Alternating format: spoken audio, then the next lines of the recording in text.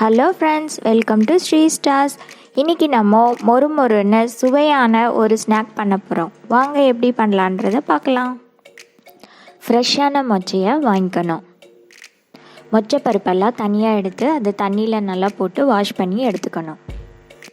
அதுக்கப்புறம் 10 அல்லது 15 மணி நேரம் நம்ம தண்ணியில் ஊற வைக்கணும். நல்லா ஊறினதுக்கப்புறம் இதை நம்ம லைட்டாக இப்படி அமுத்தினா அதோட தோல் தனியாக வந்துடும். நல்லா ஊறணுங்க, அப்போ தான் தோல் ஈஸியாக வரும். எல்லா பருப்பில் இருக்கிற தோலையும் எடுத்து அது ஒரு நல்ல சுத்தமான டவலில் போட்டு ஆற வச்சுக்கணும்.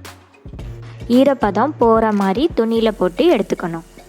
அடுப்பில் கடாய் வச்சு கடாய் சூடானதுக்கப்புறம் தேவையான அளவு எண்ணெய் ஊற்றிக்கணும்.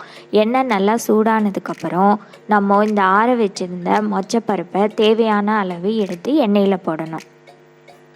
பருப்பு நல்லா ரோஸ்ட் ஆகணும். நம்ம இந்த கரண்டியில் எடுக்கும்போது ஒரு கிறிஸ்பி சவுண்டு வரும். அது வரைக்கும் அந்த எண்ணெயில் இந்த பருப்பை நல்லா வேக விடணும். நல்லா மொறுன்னு வந்ததுக்கப்புறம் எண்ணெயிலேருந்து எடுத்துடணும்.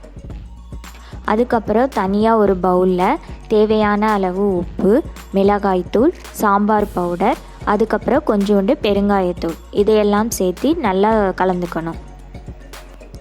லைட்டாக மொச்சை சூடாக இருக்கும்போதே இந்த பவுடரை அதில் சேர்த்து நல்லா மிக்ஸ் பண்ணிக்கணும்.